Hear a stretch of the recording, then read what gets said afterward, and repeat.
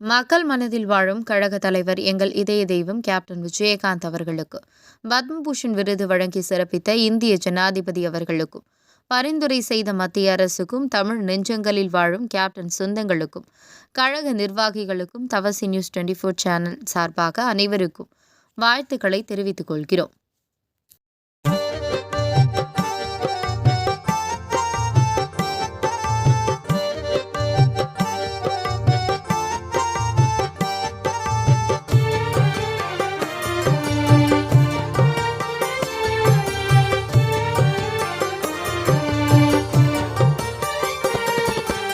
இதயமெல்லாம் நிறைந்திருக்கும் கருப்பு வைரமே, பல குடும்பங்களை வாழ வைத்த அன்பு தெய்வமே.